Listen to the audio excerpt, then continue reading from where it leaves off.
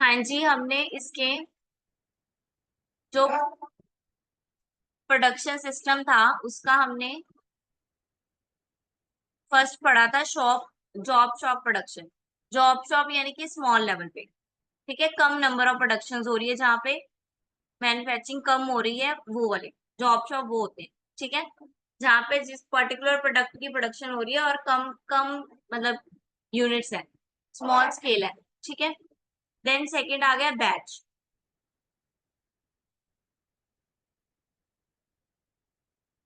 Second आ गया batch production. Batch production क्या है? Job moves through the functional department in lots of batches. ठीक है, अब इसमें क्या बना दिए? बैच बना दिए। जैसे आपके बने हुए ना 6 to 8, 8 to 9 अलग अलग बैचेस हैं, वैसे ही बैच प्रोडक्शन में क्या करें? एक तरह के प्रोडक्ट को एक बैच में डाल दिया, दूसरे प्रोडक्शन को दूसरे बैच में डाल, अकॉर्डिंग टू बैच।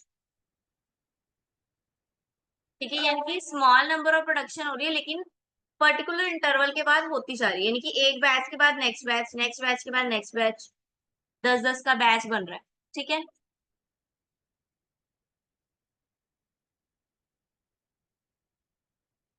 ये assumptions है। ठीक है, assumptions लगा लो कि प्रोडक्शन रन शॉर्टर है। ठीक है, और इक्विपमेंट जो है वो अडॉप्टेबल है।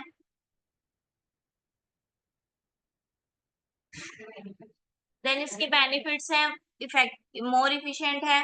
ठीक है, फंक्शनल स्पेशलाइजेशन है इसमें, वर्क ऑर्डर प्रोडक्शन है। ठीक है, cost per unit is cheaper, cost per unit जो है वो लोअर आती है। ठीक है, और एक्सपेंडिचर जो है वो भी लो है। ठीक है, हैंडलिंग जो है, अवेलेबल ऑफ हैंडलिंग, हैंडल के लिए इजी है, इजी अवेलेबल है, यानी कि हैंडल करना, बैच बने हुए हैं, पता है ये बैच एक है, ये बैच दो है, इसको हैंडल करना इजी हो जाता है।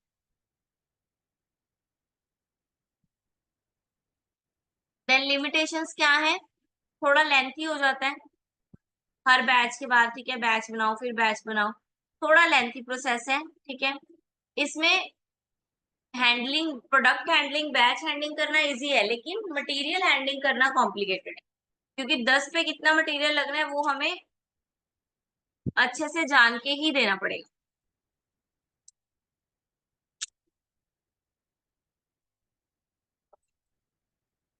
प्लानिंग एंड कंट्रोल थोड़ा सा डिफिकल्ट है इसमें। देन थर्ड आ गया हमारा मास प्रोडक्शन। मास में क्या होगा? कॉन्टिन्यू प्रोडक्शन चलेगी। ठीक है, जो प्रोडक्शन है वो कॉन्टिन्यूसली चलेगी।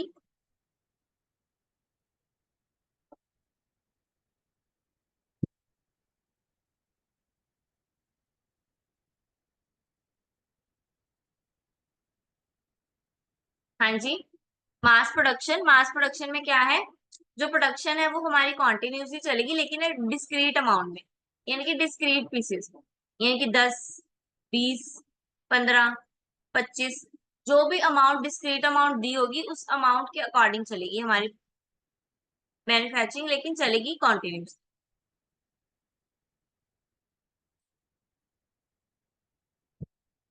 ठीक है, और प्रोडक्ट जो होगा वो स्टैंडर्डाइज होएगा, यानी कि स्टैंडर्डाइज प्रोसेस के अकॉर्डिंग हमने चलना है, वेरिएशन ज्यादा नहीं आएंगी। इसके एट्रीब्यूट्स यानी कि इसके assumptions क्या है? लार्ज नंबर ऑफ प्रोडक्ट्स होते हैं, प्रोडक्ट साइकिल रिड्यूस हो जाता है, इन्वेंट्री प्रोसेस रिड्यूस होता है, प्रोडक्ट स्टैंडर्डाइज होते हैं, कैपेबिलिटी बढ़ती है प्रोडक्शन की।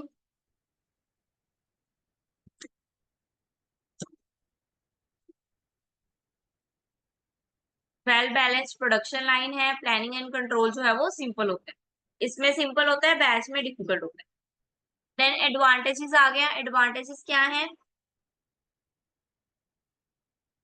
कुछ थोड़ी सी ऑपरेटर के पास अगर थोड़ी सी स्किल है तो भी वो काम कर सकता है इसके साथ। इन्वेंट्री इसमें लो चाहिए होती है, क्योंकि मास प्रोडक्शन कर रहे हैं। जो लाइफ साइकिल होता है प्रोडक्ट का वो स्मॉलर होता है। ठीक है, कम टाइम के लिए होता है।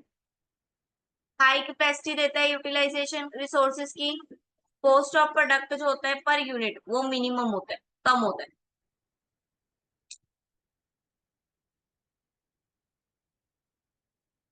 ठीक है, देन कंटिन्यू प्रोडक्शन आ गई, ये लिमिटेशंस तो पढ़ ही लोगे। ठीक है, स्लो है थोड़ा सा। कॉन्टिन्यू प्रोसेस क्या है? कि कॉन्टिन्यूसली प्रोडक्शन चलती ही जा रही है विद इन अ सीक्वेंस, ठीक है, एक से दूसरे की तरफ, दूसरे से तीसरे की तरफ फाइनल प्रोडक्ट बनते ही जा रहे हैं। ठीक है,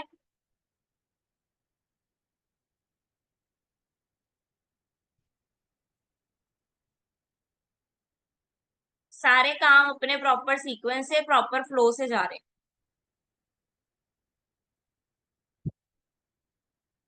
ठीक है, इसमें क्या है, फिक्स्ड प्लांट और इक्विपमेंट होते हैं, जो प्लांट यूज कर रहे हैं उसी पे कॉन्टिन्यूसली वर्क करते रहना है।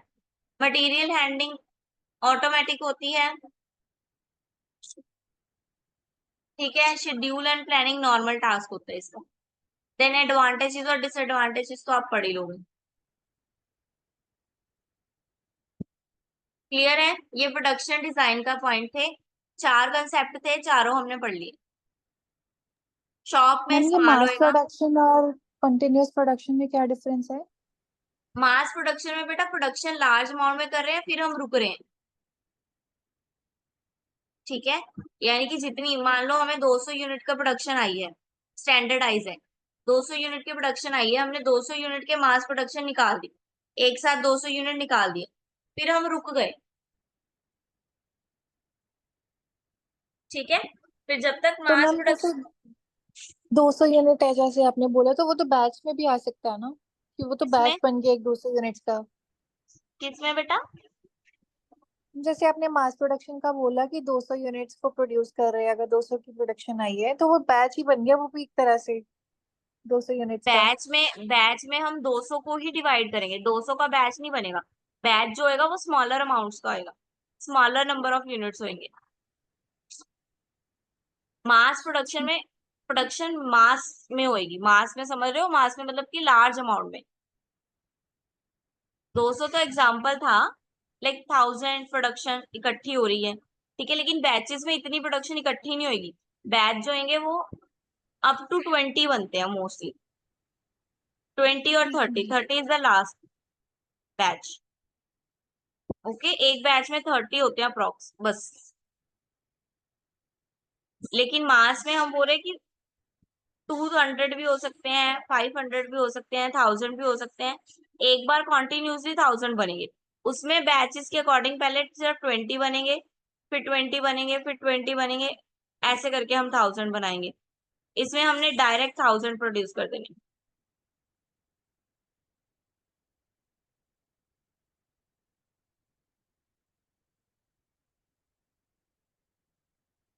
क्लियर हुआ? हाँ जी मैम।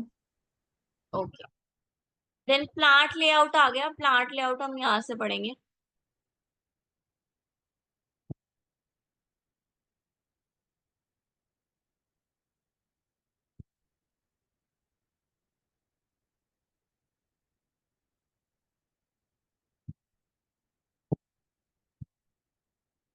हाँ जी, प्लांट लेआउट क्या होता है? A method of organising the element of the production process in which similar process and function are grouped together. Plant layout is a physical arrangement of equipment and facility within a plant. ठीक है, plant layout यानी कि हम बोल सकते हैं organisation का structure. जैसे आप बैंक में जाते हो, बैंक्स में चेयर्स लगी होती हैं, फर्स्ट आपको बोला जाता है मे आई हेल्प यू, वो वाली उनकी चेयर होती हैं। ठीक है, देन आप आगे मूव करते हो, थोड़ा आगे जाके कैश काउंटर्स होते हैं, थोड़ा आगे जाते हो लोन क्रेडिट काउंटर्स होते हैं, क्रेडिट मैनेजर्स होते हैं, और फिर एक बड़ा सा कैबिन होता है, that is the manager of the branch होता है। और मैनेजर की चेयर और मैनेजर का जो रूम होता है, वो ऐसी जगह पे होता है जहां से वो बाकी सबको मॉनिटर कर पा रहा होता है कि नहीं होता? हाँ जी मैम। होता है ना। तो इट मीन्स उन्होंने अपने ऑर्गेनाइजेशन, उन्होंने अपने बैंक की इस तरह से कंस्ट्रक्शन की हुई है, इस तरह से स्ट्रक्चर बनाया हुआ है कि वो सबको देख पाए और सबको मॉनिटर कर पाए। इसी को बोलते हैं प्लांट लेआउट। यानी कि इस तरीके से जब हम घर भी बनाते हैं तो हम तरीके से बनाते हैं ना, कि यहाँ पे रूम होएगा, यहाँ पे रसोई होएगी, दोनों कमरों से रसोई में जा सकते हैं, वगैरह वगैरह, जिसको भी जैसा सुटेबल होता है। करते हैं ना ऐसा, हम इंटीरियर डेकोरेटर को बोलते हैं ना ये चाहिए हमें, ये करना है, तो वो क्या बना के देता है, वो आपको प्लांट का लेआउट ही बना के देता है कि आप ये यहाँ यहाँ पे रखो, जिसकी वजह से आपको जो आपकी जो डिमांड्स है वो फुलफिल होगी। ठीक है, यानी कि अरेंजमेंट करवाना हमारी इक्विपमेंट्स का, हमारी फैसिलिटी का विद इन अ प्लांट, यानी कि विद इन अ बिल्डिंग, उसको बोलते हैं प्लांट लेआउट। स्ट्रक्चर क्या है, कहाँ पे क्या चीज रखनी है, ये पता होना, that is plant layout. Then plant layout की कैरेक्टरिस्टिक्स क्या है, सबके लिए स्पेस प्रोवाइड हो जाती है, सबको जगह मिलती है, सबको पता होता है कि मटेरियल यहाँ पड़ा है, मशीनरी यहाँ पड़ी है, स्टोरेज यहाँ, स्टोरेज डिवाइस यहाँ है, स्टोरेज की जगह यहाँ है। ठीक है, फ्लेक्सिबल फॉर फ्यूचर चेंज, और ऐसे बनाया जाता है प्लांट लेआउट कि अगर बाय चांस हमें फ्यूचर में कुछ चेंज भी करना पड़े तो फ्लेक्सिबली चेंज हो जाए। ठीक है, फ्यूचर एक्सपेंशन को ध्यान में रख के बनाया जाता है, सारे गवर्नमेंट रूल्स को ध्यान में रख के बनाया जाता है। ठीक है, जैसे कि अब मान लो अगर हम रेजिडेंशियल एरिया में रहते हैं, ठीक है, तो हमें तीन से या फिर कोई फैक्ट्री है, उसको तीन से ऊपर बिल्डिंग, मतलब 3 फ्लोर से ऊपर बनाने की जो है वो अनुमति नहीं है, वो नहीं बना सकता, that is the government rule. ठीक है, इसी तरह जो प्लांट है हमारा, जो भी हम डिजाइन कर रहे हैं वो गवर्नमेंट रूल के अकॉर्डिंग होना चाहिए।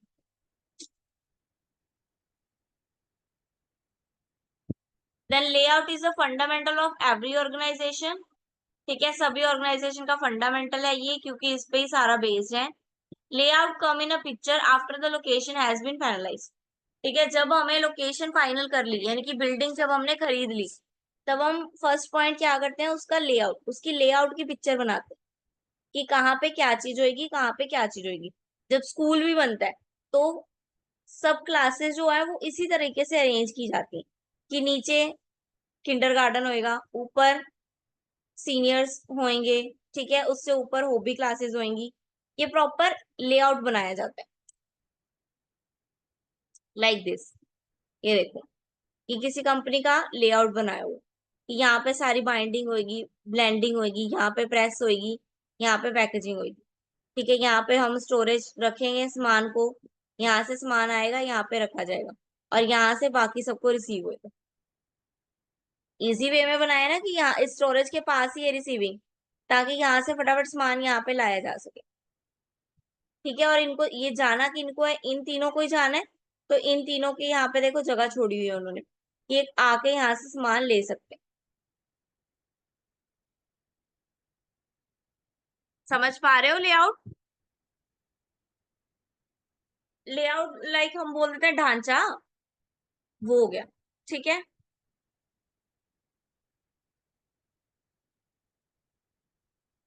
हाँ जी, कौन कौन से फैक्टर हम इसमें कंसीडर करते हैं, यानी कि किन किन फैक्टर को ध्यान में रख के लेआउट बनाया जाता है।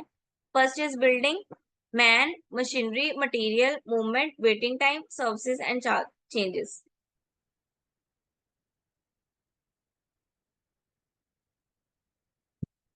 हाँ जी, ये पढ़ो, factor to be considered in work layout. हाँ जी, पहला आ गया बिल्डिंग और स्ट्रक्चर। ठीक है, बिल्डिंग स्ट्रक्चर जो है वो डिपेंड होना चाहिए किस पे, प्रोडक्शन सिस्टम पे, कैसा प्रोडक्शन सिस्टम है हमारा। ठीक है,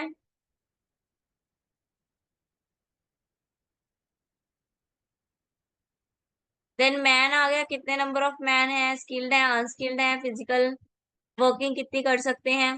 देन मशीनरी आ गया, मशीनरी यानी कि स्पेशल मशीनरी और जनरल मशीनरी। स्पेशल मशीनरी यानी कि वो लार्ज अमाउंट में हमें प्रोडक्शन दे रही है, ठीक है, या हमें कुछ स्पेशल चीज बना के दे रही है। लाइक हमने मान लो हमारा काम शर्ट्स का है, ठीक है, शर्ट्स बनाते हैं हम, और हमारे पास प्रिंटिंग भी है प्लस, जो प्रिंटिंग हो गई वो स्पेशल हो गया, है ना। जब शर्टें बनेगी तभी स्पेशल काम होएगा ना, प्रिंटिंग तभी होएगी। तो स्पेसिफिक कौन सा हो गया, सिर्फ प्रिंटिंग, उसने सिर्फ एक नाम ही प्रिंट करके देना, उसके अलावा उसने कुछ प्रिंट नहीं करना, वो स्पेसिफिक मशीन हो गई कि ये सिर्फ इसी के लिए ही बनी है।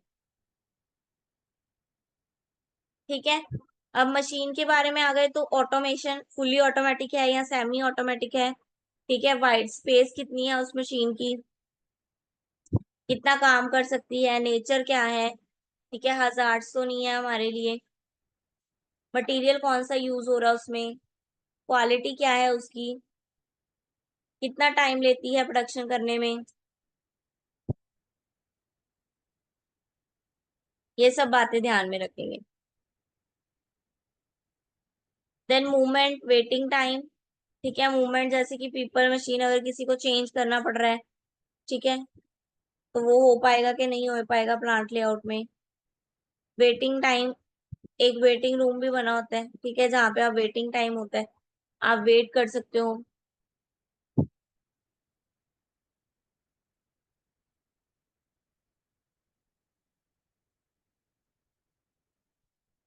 Then changes and services, changes किस किस में करना होता है, हमें हमें डिजाइन में चेंज करना होता है, टाइप में चेंज करना होता है, ठीक है, थोड़ी वैरायटी लेके आनी होती है, वही चेंजेस होते हैं। सर्विसेज क्या हो गया, सप्लाई प्रॉपर होनी चाहिए, ठीक है, डिमांड जो है वो फुलफिल होनी चाहिए।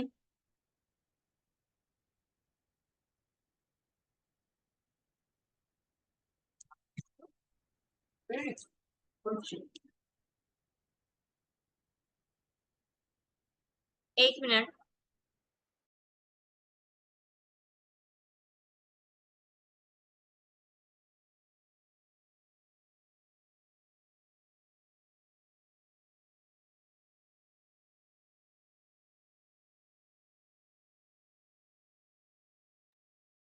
हाँ जी। देन आ गया type of plant layout. Plant layout के टाइप कौन कौन से हैं, functional layout, line layout, static static product layout, group layout, combination layout, ठीक है, इनको एक और नाम से बोलते हैं, ठीक है, फंक्शनल कौन से नाम से बोलते हैं, प्रोसेस से, लाइन को प्रोडक्ट से, स्टैटिक को मिक्स फिक्स्ड से, ग्रुप को सर्कुलर से, और कॉम्बिनेशन को हाइब्रिड से। अब एक एक पढ़ेंगे, विद एग्जांपल है, ठीक है। फंक्शनल लेआउट जो है दैट इज प्रोसेस, यानी कि इसमें हम किस पे ध्यान दे रहे हैं, प्रोसेस पे, यानी कि कौन सा काम हो रहा है, ऑपरेशंस क्या है हमारे, उसके अकॉर्डिंग हमने अपना लेआउट बनाना, ठीक है। अब प्रोडक्शन पे ध्यान है, हमारा ध्यान ऑपरेशंस पे है, काम पे है, तो क्या करेंगे, मशीन्स को ग्रुप कर देंगे, जैसे एग्जांपल दिया हुआ है, machines performing grinding operation are installed in grinding department, ठीक है, सिंपल सी बात है, ऑपरेशंस पे ध्यान है, ऑपरेशंस के अकॉर्डिंग वर्क होगा, जो ऑपरेशंस है उसके अकॉर्डिंग, माइनस माइन अगर हमारी मशीनरी का ग्रीडिंग का काम है, तो सारी ग्रीडिंग की मशीनरीज जो होंगी वो हम कहाँ, ग्रीडिंग डिपार्टमेंट बनाएंगे और उसमें लगाएंगे, ठीक है। अगर ड्रिलिंग ऑपरेशन है सारा, तो हम एक ड्रिलिंग डिपार्टमेंट बना देंगे और उसमें ड्रिलिंग की सारी मशीन रख देंगे, ठीक है। इससे क्या होगा, हैंडल इजी टू हैंडल होएगा, हमारे पास एक यूटिलाइजेशन होगी इक्विपमेंट की प्रॉपरली, क्योंकि हमें पता है जितनी भी मशीनरी है वो यहीं पे है, इसके अलावा इससे रिलेटेड कहीं पे और सामान नहीं पड़ा,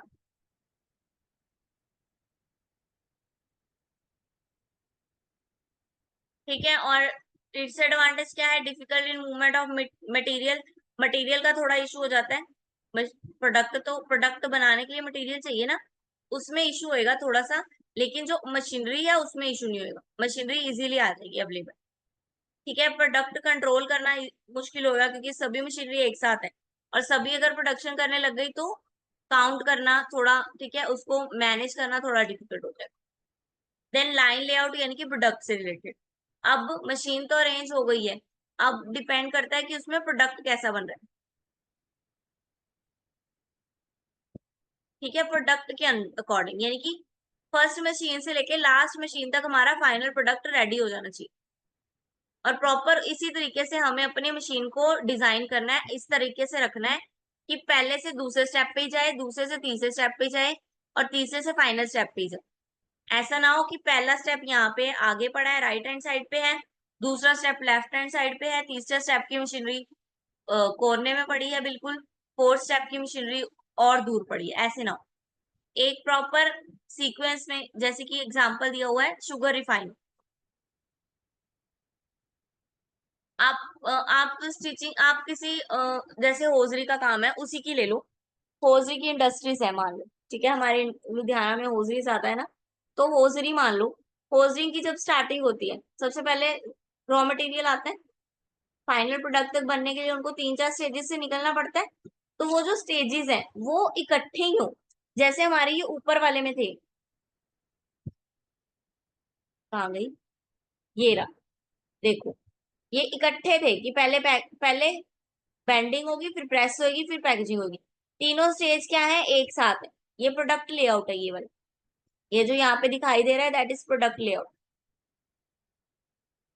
ठीक है, सारे को इकट्ठे कर दो, प्रोडक्ट के अकॉर्डिंग फाइनल प्रोडक्ट जब तक बन नहीं जाता तो बाकी सारी अरेंजमेंट एक साथ कर दो। देन आ गया स्टैटिक प्रोडक्ट लेआउट, यानी कि fixed position.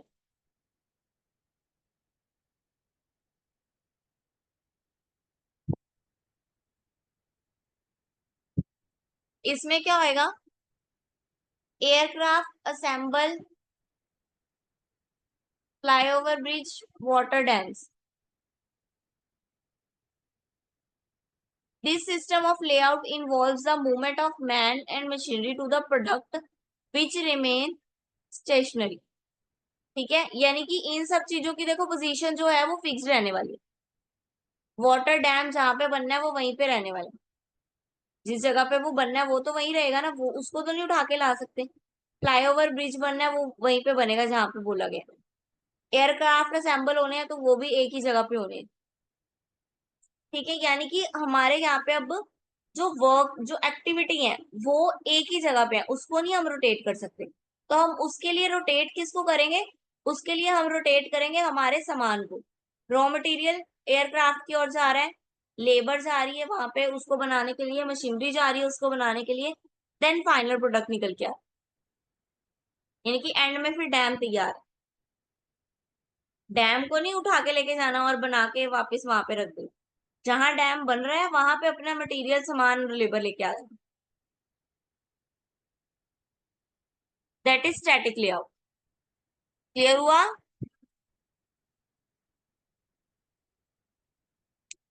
Then group layout, group यानी कि सर्कुलर फॉर्म में एक साथ। ठीक है, circular layout the arrangement of facility so that equipment used to make similar part or familiar of part is a group together. One group is called cell. The arrangement of cell is called circular layout। ये देखो, इसमें क्या हो रहा है, एक एक cell दूसरे सेल के साथ कनेक्ट कर रहा है, दूसरा सेल तीसरे, यानी कि एक पूरा ग्रुप दूसरे ग्रुप के साथ, दूसरा पूरा ग्रुप तीसरे ग्रुप के साथ। जैसे कि अगर हमने कोई पॉलिसी बनानी है तो सबसे पहले टॉप लेवल, वो पूरा टॉप लेवल यानी कि एक सेल होगा टॉप लेवल का, देन वो कंडक्ट करेगा टू सेल टू से, यानी कि मैनेजर्स वाले सेकंड मिडल लेवल पे। ठीक है, देन वो मिडल लेवल कनेक्ट करेगा ग्रुप थ्री से, यानी कि लोअर लेवल से। तो ये आ गया ग्रुप लेआउट, यानी कि पूरा का पूरा ग्रुप एक में होएगा और उससे रिलेटेड जो, यानी कि जो आगे आगे काम बनने हैं वो उनको आगे आगे सौंपते जाना है। Then combination layout, combination layout में क्या है कि कंबाइन कर देना है product and process layout with the emphasis on either. In industry plants are never laid out in either pure form. It is possible to have both type of layout in an effective combination from it. Product are somewhat similar or non-complex. इसमें क्या करना है, वो बोल रहे हैं combine combination, यानी कि किसी भी दो लेआउट को हम आपस में कंबाइन कर, चाहे प्रोसेस लेआउट और प्रोडक्ट लेआउट को कर लो, चाहे फंक्शनल और प्रोसेस को कर लो। ठीक है, किसी भी दो लेआउट को आपस में जोड़ दें।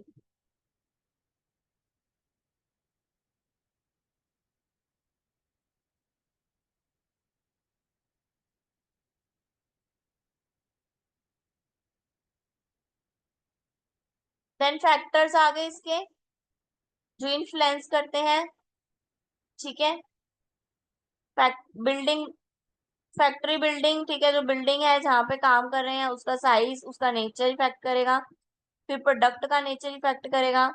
देन प्रोडक्शन प्रोसेस जो है, जिस प्रोसेस पे हम वर्क कर रहे हैं वो बेटर होनी चाहिए। ठीक है, मशीनरी जो यूज कर रहे हैं वो उसकी अरेंजमेंट प्रॉपर होनी चाहिए। ठीक है, उसका लेआउट प्रॉपर बना होना चाहिए। देन ह्यूमन नीड्स, जो ह्यूमन की डिजायर है, ठीक है, वॉशिंग रूम देना, वॉशरूम देना, ठीक है, ड्रिंकिंग वाटर देना, कैंटीन फैसिलिटी देना, ये जो उनकी नीड्स है वो प्रोवाइड करना। देन प्लांट इन्वायरमेंट, यानी कि उनको प्रॉपर लाइट, हीट, वेंटिलेशन, ठीक है, स्टेशनरी फैसिलिटी, ये सब प्रोवाइड करना। हाँ जी, अगर कोई लेआउट पुअर है तो उसका क्या रिजल्ट होएगा, किसकी वजह से होएगा? पहले तो गुड है उसकी, उसका रिजल्ट क्या होएगा? कंफर्ट आएगा, सेफ्टी आएगी, एफिशिएंसी आएगी, कंपैक्टनेस आएगा, ठीक है, finally in profit to the organisation. और अगर पुअर है तो स्ट्रेस आएगा, वेस्ट होएगा, फ्रस्ट्रेटेड होंगे, इनइफेक्टिव इनइफिशियंसी होएगी, और जो फाइनली लो प्रॉफिट होएगा।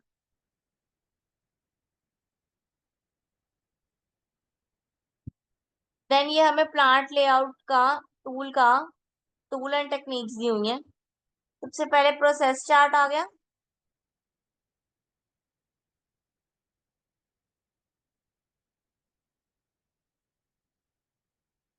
ये शायद है नहीं आपके इसमें, चेक कर।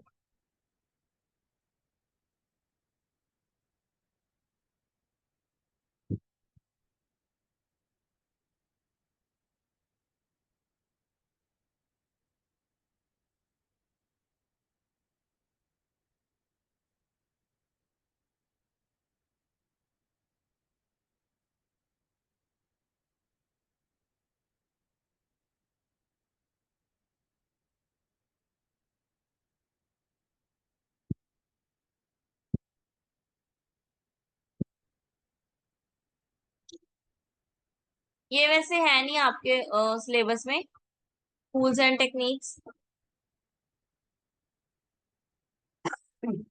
इसमें वैसे कुछ ज्यादा हार्ड एंड फास्ट नहीं है। प्रोसेस चार्ट प्रिपेयर करना कि फर्स्ट प्रोसेस क्या है, फाइनल प्रोडक्ट कैसे बनेगा, ठीक है, फिर डायग्रामेट्रिक उसको शो करना, ठीक है, मशीन डाटा कार्ड्स बनाना कि मशीन में, एक मशीन में कितने प्रोडक्ट बने, उसकी मशीन के साथ ही एंट्रीज होनी चाहिए। हाँ जी, क्लियर है?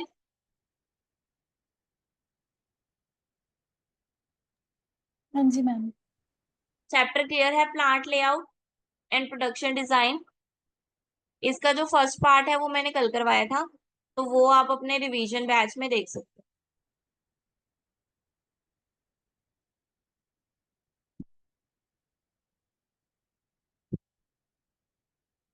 केली रहेगी मुस्कान? हाँ अभी लेफ्ट किया मैम हिमांशी ने भी। कौन कौन था? मैम ये हिमांशी और मैं ही थी बस। दो ही जने थे तुम? हाँ जी मैम। ओके।